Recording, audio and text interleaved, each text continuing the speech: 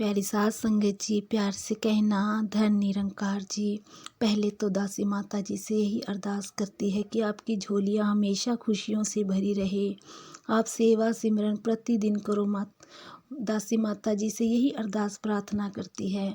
प्यारी सास संगत जी, हम अब समालखा गए थे तो प्यारी सास संगत जी माता जी से झोलियाँ खुशियों से भरवा कर लेके आए हैं। प्यारी सास संगत जी, प्यारी सास संगत जी, समालखा में प्यारी सास संगत जी हमें माता जी के भी दर्शन किए और दूर दूर से जो महापुरुष आ रहे थे उनके भी दर्शन किए और पूरी संगत माँ के दर्शन किए। प्यारी सास संगत जी, प्यारी सास संगत जी, एक बहन होती है और दूसरी बहन से कहती है कि बहन हमारे दोनों पैर भी है और दोनों हाथ भी है, फिर भी हमारे गुरु जब सामने होते हैं हम कोई ना कोई इच्छा रख देते हैं।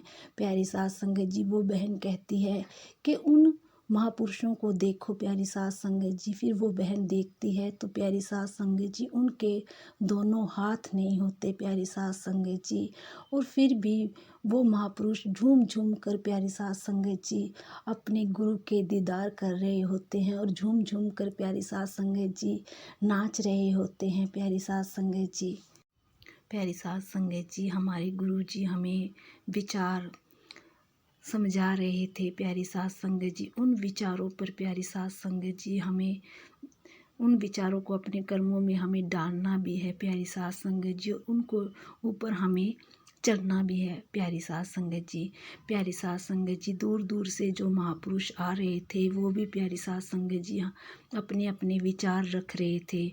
प्यारी सास संगत जी, हमें विचारों को सुनना नहीं है, अपने कर्मों में ढालना है, उन पे चलना है। प्यारी सास संगत जी, प्यारी सास संगत जी, ऐसे ही प्यारी सास संगत जी एक राजा होते हैं।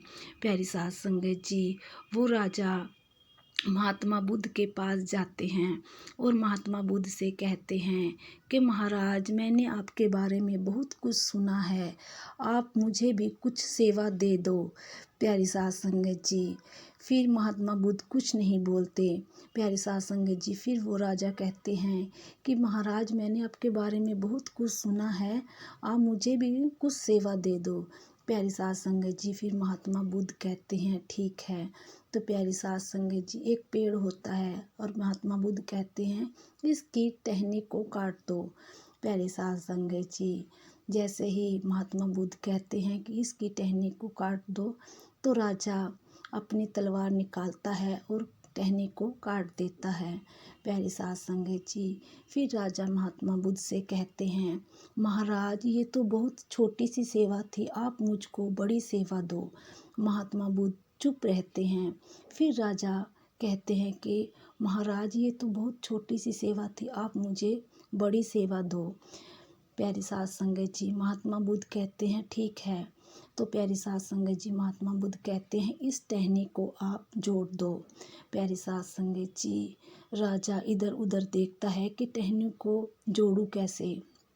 प्यारी सास संगत जी, फिर राजा बिल्कुल चुप होकर खड़े हो जाते हैं। प्यारी सास संगत जी, कहने का भाव कि प्यारी सास संगत जी, हमें पेड़ काटने नहीं हैं, हमें पेड़ों को जोड़ना है, यानी कि उगाना है। प्यारी सास संगत जी, प्यारी सास संगत जी, एक प्यारी सी बिटिया होती है। प्यारी सास संगत जी, प्यारी सास संगत जी, अपने ही परिवार में प्यारी सास संगत जी, वो बिटिया एक अकेली ही निरंकारी होती है। प्यारी सास संगत जी, प्यारी सास संगत जी, बिटिया सुबह सुबह भी सेवा करके आती है। प्यारी सास संगत जी, और जैसे ही बिटिया को समय मिलता है अपनी पढ़ाई लिखाई के बाद प्यारी सास संगत जी वो सेवा करने जाती है। प्यारी सास संगत जी, और सत्संग भी करती है।